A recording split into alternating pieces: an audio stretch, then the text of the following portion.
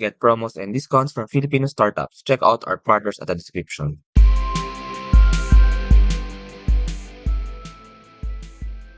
Iris E. Ocampo is founder and principal interior designer at IEO Studio. IEO Studio is the Philippines' premier luxury design and build firm, a full-service interior design and construction firm that specializes in high-end residential and commercial spaces. Hello, Iris. Welcome to Startup Podcast PH. We're very honored to have you here. Kamusta? Hello, Johnny. Good morning. I'm okay. How are you? Yes, I'm very fine this wonderful morning ano. So I'm actually very excited to talk with you Iris. Medyo unique ano itong business natin ngayon oh. It's an interior design and construction firm. So maybe in this conversation, malalaman natin yung motivation, paano nga ba nagsimula, and especially yung business side and especially on what you really do. So I've given a short introduction ano on what is IEO Studio, but I'll have you provide more explanation kung ano nga ba ito. So ano nga ba Iris ang IEO Studio? Okay. Good morning, listeners. So, IEO Studio is an interior design and construction firm that has been running into the business for quite some time already. And usually, services that we offer would cover both design and construction. We also handle different types of projects, such as residential, commercial, hospitality projects, and corporate accounts. Yeah, so full service ano si IEO Studio and marami kayong mga naki-cater na mga clients or residential, commercial. Pero just to start this conversation lang ano and just to para medyo kumbaga magets ng ating mga listeners. Kumbaga what really is the importance of interior design, of designing? Of course, we can see that napakaganda actually ng inyong mga design ano, pero just to paint the picture, parang ano nga ba yung difference when you provide interior design services sa kung medyo hindi ano. So parang what really is the importance of interior design in building these spaces and in constructing these spaces? Okay. Just to educate people, interior design is not just about aesthetics. Some people kasi think that interior design is just for like choosing the accessories, some of the furniture for the homes, but not necessarily. So basically, we start with the most technical detail. It's more on, of course, given at the fact that we beautify spaces, but at the same time, we try to utilize everything in a way that the occupant or the requirement of the client would be filled up within those areas that we will cover. Of Yes. course, everything will be implemented in a way na how we design it. Yes, actually maybe yung design ano, yung aesthetics, it's just one aspect of the design kasi at the end of the day, you design those spaces para gamitin ng tao. So basically, ang inyong ginagawa talaga is yung parang usability and yung parang practicality and yung parang overall usefulness nung space na yun that you make doon sa clients that you cater.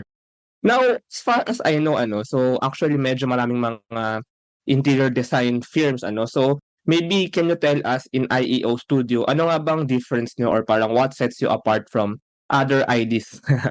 Okay. The good thing about the company is the thing that elevates us is would be we can extend and we can navigate to different directions on how to handle projects, not just focus on one concept, such as, for example, a lot of people are inclined to using modern style. We are not just focused on modern style, but it depends, and we expand our knowledge and capability depending on the requirement of the client. So it in a process, it's also educating ourselves on how to do the adaptation. And of course, at the same time, most of the interior design firms who are operating here in the Philippines or Manila would be solely design firms. But as for us, we are a combination of both already, which is very advantageous to the clients who will be dealing with us because they get to talk or deal with just one company rather than dealing with several companies. Mm, yeah. So, there are 3 points in what you said 'no, na gusto kong, komentan ano. First of all, yung parang you really do a tailor-fit solution or a tailor-fit service doon sa client. So, parang you really adjust your service or you really adjust kumbaga yung how you you make the job kumbaga, depende sa kung ano talaga yung gusto ni client. So maybe yung parang adaptability nga and flexibility to different types of clients. And the second, actually ang ganda nung ano, yung parang since may flexibility kayo, you also educate yourselves on the process. So, lalo na sa mga startups, ano, ganyan na mga startups eh, parang learning on the go, learning as you do, ano. So, parang learning din and parang really, really getting the feedback of your client and kumbaga integrating that into what you, on how you do. Now, yung third is, this is actually very special, I think, for IEO Studio na you're a full service design and construction firm. So, I think medyo very unique nga talaga ito, ano, kay IEO Studio. So can you ano lang ano, can you parang tell our listeners then parang what does it mean when you say full service? So maybe you can share kumbaga the process, like for example you have a client and parang paano ba mangyayari yung buong process? So maybe a client approaches you and maybe they want to design the space and they want to build this space. So pwedeng pa share lang sa amin maybe yung full services na inyong ino-offer and yung parang yung buong process kumbaga on how you deal with your clients. From the very start, the first time that we tap our clients or get to talk to them, of course, we have to learn more about the information about our clients, about the project. Then from there, we explain them the inclusives of the services that we offer them. For one, we start with the design phase. Usually, all the projects that we handle are divided into two departments or two phases, which would be the design and the construction. So design first, we fill up everything, all the things that concerns the interior plans. We also prepare the 3D perspectives, which they will be able to visualize how we intend to do the design for that certain project. Then once everything has been finalized and approved by our clients, we progress with the next phase, which is the construction.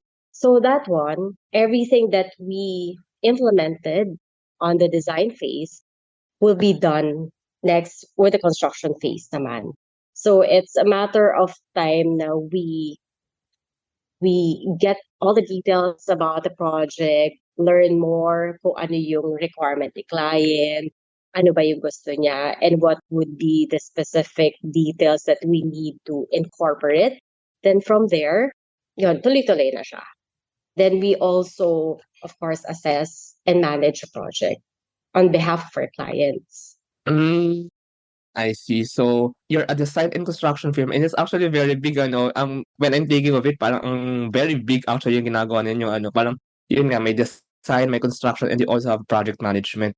Now, I want to ask more about the design part first. I've seen actually some of your projects ano, I've seen your portfolio. So, maybe just to give a picture lang muna din sa ating mga tagapakinig ano, puwede bang ma-share. I mean, can you mention lang some of the projects that you have done in the past? And actually, I saw na meron kayong parang showcase place ano, so maybe you can also share that to our listeners baka interesado sila makita mismo yung inyong portfolio. Yeah, sure. For one, we have a lot of residential projects. So we do from the smallest project type, which is condo. Then we can also do townhouses, single detached houses. Then going to corporate accounts, that would be offices. We also do commercials such as coffee shops, restaurants, retail shops. And the biggest form of project would be the hospitality, which are hotels. So it's Ah. really for us to be able to handle different types of projects kasi in that way, in that manner, we get to know more and have more experience. Yeah, so very flexible nga talaga itong si IEO Studio ano, so very diverse na actually yung kumbaga, spaces that you have built on. Do you have certain I mean maybe this is your secret ano bilang an ID, Iris and maybe secret ng team ano, pero meron ba yung parang certain principles of design? I mean, you can share just a few ano. Meron Yeah. ba parang certain design principles when you design the spaces, gano'n? So maybe para lang din makaonting patikim ang ating mga listeners. Okay. The principles that we strictly follow for our company would be three points that we usually consider. First, of course, number one, people are looking for interior designer. So it means they want their project or their property to be pleasing in the eyes, right? So it's aesthetically wise, we make it really pleasing and we give them the most distinct design they could ever have for that project. Second is utilization. So we know how to do things in terms of aesthetic, but what about utilizing the spaces until the very last corner of the property, may it be a big property or a small property, we equally treat them in such a way na ma-maximize natin yung space. And of course, nagfe-fit siya dun sa requirement and activities kung sino yung gagamit ng space. Then lastly, would be since we are also a construction company, we make sure that durability will be implemented during the construction. So we believe that this is a good investment for every client that we handle. We make sure that we take good care of their investment or their interest by giving them good and quality workmanship. Hmm. So aesthetics, usability, and durability. Ang ganda ng principles na yun ano. I'm just a bit curious, Iris, so maybe I can ask a bit deeper lang ano. Kumbaga anong difference ng residential sa commercial, sa hospitality when in terms of these principles? You don't have to share like everything ano, pero parang how may difference ba in process of designing these three types of spaces ano? Parang maybe after I think it's a interesting question din ano to ask you. Yes, very much. Kasi let's start with residential. Residential, as you can see, there are a lot of types, which I mentioned earlier. Pero apart from those types of residential, different you will be able to encounter different types of clients also. So some would be requiring modern, some would be Hmm. inclined to modern Asian, Western, modern French, or modern Victorian.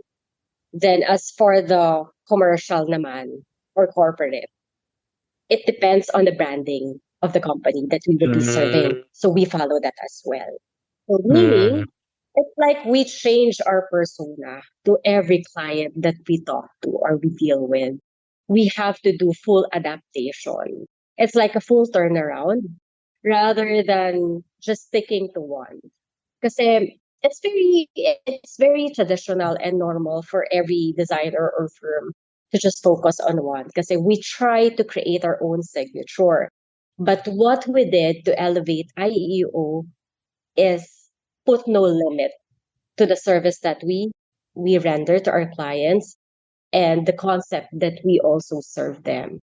So in that way, yung yung elevation ng branding ni IEO would be limitless. Hmm. That's actually very amazing kasi maybe no, as an interior designer, I think especially for many IDs out there, parang usually you have your certain flavor, you have your certain kumbaga style, your certain taste Correct. ano, and I think yung pag-inject ng flexibility, nung limitless, ang ganda actually yung term ng branding na limitless ano, parang you have your signature pero you're still infusing doon sa signature na yun nga yung kumbaga you need to be adaptable to your different clients. So I think that's a very very good branding ano yung limitless na capability sa design kasi it actually kumbaga encapsulates yung flexibility and yung skill kumbaga yung actual kumbaga quality kumbaga nung inyong ginagawa.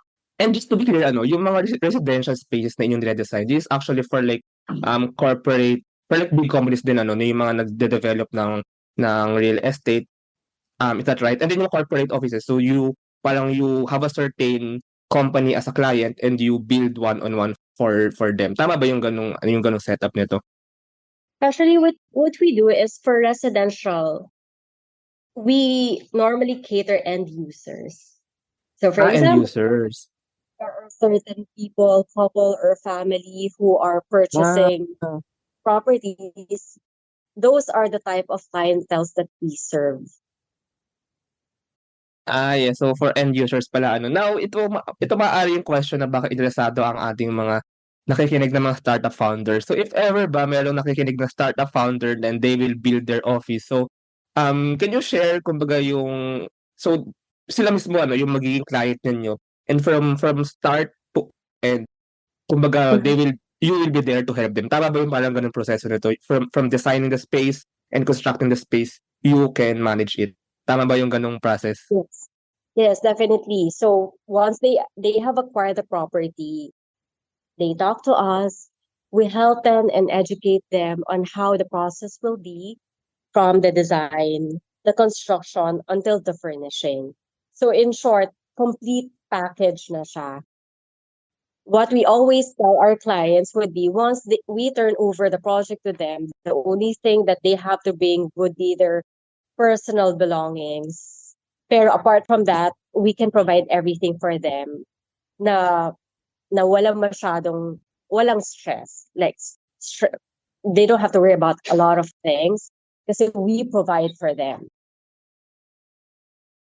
Yeah, so ang galing pala ano, so it's really a one-stop shop for your design Right. and build needs ano. Lalo na ngayon actually sa Philippines and actually ano, medyo madami-dami na ako na interview ng mga startups, actually 100 plus na. So most of them nung na-interview ko dati, siguro mga 2 years ago, wala pang office. Recently actually, medyo madami sa kanila yung nagtatayo na ng mga office ano. So maybe itong episode na to can serve din na parang they can kumbaga ask help from you ano to provide the design and construction services for them. Now, let's go sa I mean that's I think that's a very good description of what you really do sa IEO Studio. Now, can we know a bit of your background, Iris? I mean, this is my first time talking with an interior designer na naging kumbaga naging entrepreneur ano. So, doon muna tayo sa ID part. So, how did your love for interior design grow? I mean, when you were young, is this really like your passion, your art? So maybe pa-share lang ng iyong background when it comes to ID. Yeah, sure. So I'm of course a principal interior designer of IEO. I graduated from University of Santo Tomas, and originally our company is a construction firm. But later on, we incorporated the interior design firm, which completed the structure. And then, of course, I originally wanted to to be an interior designer without anyone or anything trying to tell me, because I feel na it's within me na talaga. So whatever that I do right now, it's out of passion, and I'm really inclined to doing this job.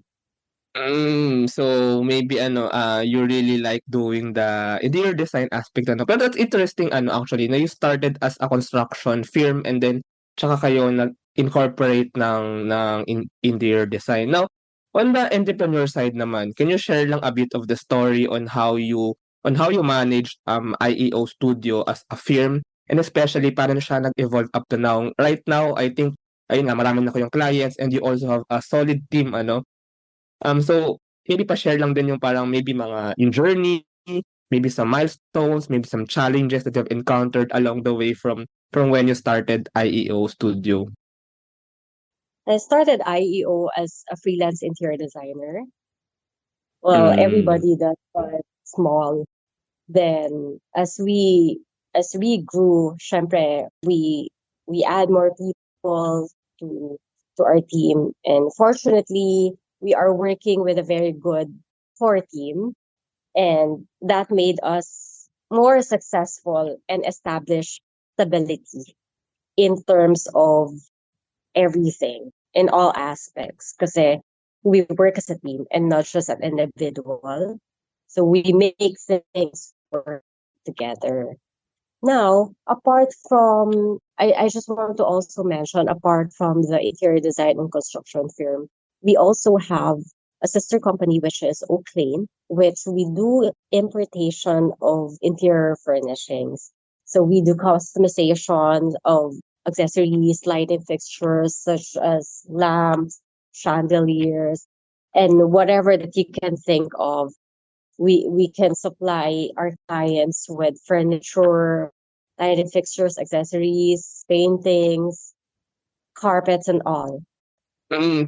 So ano 'no, so maybe this is parang yung mga, backward or I mean integration ano na I can see kasi the evolution of ano, of IEO Studio na parang when you want to serve these clients, nagiging one-stop shop talaga kayo kasi ito actually yung kailangan ng mga clients, yung construction, yung design, and actually ayun nga din ano, yung pag-supply nung mga furniture ng mga items na nilalagay sa doon sa space ano. Speaking about the team 'no at IEO Design, so I actually also saw sa inyong Okay. website na you have a solid team ano. So I'm curious on paano nga ba gumagana ang team when it comes to ID kasi you started as a freelancer, as a freelance firm ano. So maybe you started this solo solo lang ano. So but now you have this team. So maybe puwedeng pa-share lang like how you form the team, how you maybe hired, how you choose, and paano nga ba nagsa-synergize ang team or paano ba nag-work together ang team when it comes to dealing with these projects with your clients? It has been always a struggle to find the right people to work with you. You know that. In every industry, ganun ang nagiging issues or problems. So I am very meticulous on finding this people, which I believe that it's more the connection and having the correct understanding that you should be all in one place to work together. Now, the first thing that I look for designers or architects to work with would be good characters.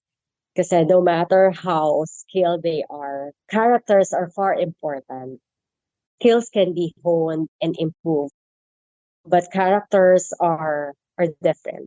It's a distinct factor that we always have to factor in everything that we do or in every concept of the business or industry. Now, how we handle projects would be I delegate designers or architects to handle different projects, including myself, of course. I personally design our projects with the help of this designated team who handles different projects. So we help each other come up with better solutions to come up with the best design that we can offer our clients. And of course, in the process of making everything work, we comprehend and understand what are the things that we have to infuse in all of those steps that we will have to tackle. Just a question lang, Iris. So you started this as a freelance firm, right? So did you start na parang mag-isa lang and kaya ba if ever na isang tao lang yung gagawa ng buong thing ng buong project? And parang when you do it now, parang do you assign certain people to do this or parang each of one dun sa team ay parang may portion din ng role kumbaga sa isang project? Parang it's more of you assign this group to do this project or everyone contributes to a project. I'm curious lang ano on how like interior design firms work. At first, being a freelance interior designer, it was just me who did everything from the drawings, the ocular, the Oh. management of the construction, talking to the clients, everything, even sourcing out of whatever interior elements that should be used for that specific project. But as we grew bigger, we we delegate every person to do certain tasks that would be able to complete the entire project. So there's a designer who would be working on the plans. There's another designer who would be working on the 3D perspectives. Then there would be someone who would be working on the costing for the construction and sourcing out. So Hmm. each designer would be delegated into certain tasks that would fill the completion of the project. So, compared to before, of course na-multiply ano yung iyong productivity kasi dati maybe you're solo, I mean, and then now you have these teammates ano. So, I mean, how much kumbaga yung inyong na-scale when you form the team? I mean, right now siguro parang gaano karaming clients yung kaya niyong ma-serve maybe in 1 year or maybe in a month? I mean, di ko sure yung time frames yung durations dito, eh. Pero parang maybe how productive are you right now that you have the team compared to dati? Yeah, dati course, I have to limit myself to certain number lang. Kasi managing construction projects is very tedious. So hindi siya, it's not like a product that you, after you sell it, tapos na yung deal. So it takes about months or even years para matapos to completion. But now that I have my own team, we are able to handle a lot of, a lot of projects and different types of projects. So we do not count anymore. Kasi it's now that we have enough experience to even expand, we are very much geared to do so. Hmm.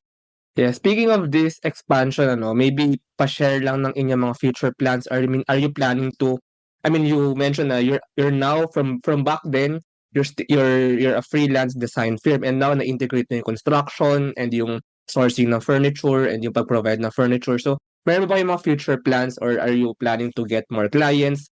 Are you planning to integrate other services pa? Are you planning to diversify pa yung inyong mga na-provide na services? So, maybe para din sa mga nakikinig ano na maybe parang excited pa sa inyong mga dadalhin in the future. So maybe what's some of the things na puwedeng maabangan pa ng ating mga tagapakinig? Our plans in the future is very specific. It's to grow bigger and be on top of the industry. So we will work hard for that together as a team and we'll make sure to accommodate more clients and more projects. Yes, grow big ano and ayun nga baka sa mga nakikinig na mga, founders or baka anyone who's listening to this. So maybe, you can try out IEO Studio Services. And before we end pala Iris, maybe you can share lang piece of advice bilang you're an entrepreneur and an interior designer for so long na ano. So ito din yung inaabangan ng ibang nating mga listeners, eh. Parang what piece of advice or what piece of wisdom can you share in your years of hindi naman gano'n karaming years ano, pero in your journey so far kumbaga, maybe what's the greatest lesson you have learned or what's the best piece of advice nga that you can share to our listeners? The the best advice that I can give is to persevere everything because you don't, well, for me, having bigger responsibilities leads to greatness. So you will have to persevere everything. It's not really easy. Even now, you get struggles and a lot of challenges, but it's the positive insight that will be your actual weapon to handle everything, all the challenges. Kasi if you we are very much thankful, most especially when pandemic hits us. So we have been fully operational, and we were very grateful to have a lot of projects that time until now, and we aim to work harder to make our brand bigger and well known. Yeah, limitless not just in the flexibility ano sa paggawa ng design but limitless also in kumbaga the productivity and dami ng clients na mase-serve. Another sorry, last question lang din ulit Iris. I mean when you were young, did you imagine na when you started this kumbaga, when you started IEO Studio, did you imagine na you will grow into this big, into having a team? Kumbaga ito ba yung mindset mo noon or you just persevered and then you build more and more? So parang I mean, what was your vision then when you started? When I started, it was nothing really. I just accepted my very first project, then went Hmm. on and on until I had, parang wala na, it didn't stop anymore. We had a lot of referrals, a lot of projects Hmm. came in. So it was continuous. And that's the time when I realized that this is good. It's actually fulfilling. And that I set my goal to make a company of my own, make it big, and be a successful interior designer and have a team to work by my side. Wow, it's actually very amazing ano, lalo na ayun nga, if you have a good product and you have good skills to begin with, so maybe kusang dadating na yung mga biyaya o yung mga referrals or yung more project. Kasi you have, I mean, you provide these good services. So naturally, yung mga iyong na-serve na clients before ay magdadala pa ng more clients ano when they share their experience. I mean, napaka-inspiring actually ano ng iyong kwento, Iris. And especially ito ay ipapublish natin sa Women's Month this March. So we're very fortunate, we're very honored actually to have you a female founder dito sa Startup Podcast. Ayun, so maraming salamat Iris for sharing about your story, for sharing about IEO Studio. If our listeners lang want to get more information about IEO Studio, maybe magpapakinig, they want to contact you and they want to partner na with you, ano? So can you give them your link or your contact details para they can communicate with you or your team? Yes. They can reach out through our social media accounts, which is IEO Studio Inc. And we have our website also, www.ieodesigns.com. Yes, so sa mga nakikinig, go to those links, and if you find this, if you find what IEO Studio is offering helpful or useful for what you want, maybe ayun nga, magtatayo na kayo ng office. So you can partner up with Iris Ocampo of IEO Studio. So maraming salamat Iris for sharing your journey and for sharing about what you do at IEO Studio. Salamat. Thank you so much, Johnny. Thank you for having us. Bye. Thank you very much to our 34 patrons. This episode is super powered by AskLex PH Academy, our official e-learning partner. Get certifications on Six Sigma, project management, data science, and many more. Juan CFO services, bookkeeping and tax and payroll processing for startups and small businesses. Divico Technologies, IT solutions specializing in software development, blockchain smart contracts, digital wallets, decentralized applications, and cybersecurity. Koala, the next evolution of digital trust. Privacy-focused, seamless digital experience for sharing identity information across Web 2 and Web 3 ecosystems. Buzz, Web3 microblogging app promoting freedom of speech and content ownership. Benjoy's Food Products, the home of premium bacon ends, Tapa and Tocino. And Space Cebu, the biggest branch in the Philippines, global co-working space, meeting rooms, and private offices for startups, digital nomads, and freelancers. Looking for buy and sell online with Sigurado sellers. NutriCoach, the all-in-one productivity tool for dietitians and nutritionists. And Spotify Team, podcast launch, production, editing, and management company, helping to increase podcasters' efficiency. This episode is powered by Contact, affordable RFID business cards, Uplift Code Sirius MD, Board Prep, Pareto Consulting, Zales, and Pocketworks. Please support the podcast through the links in the description.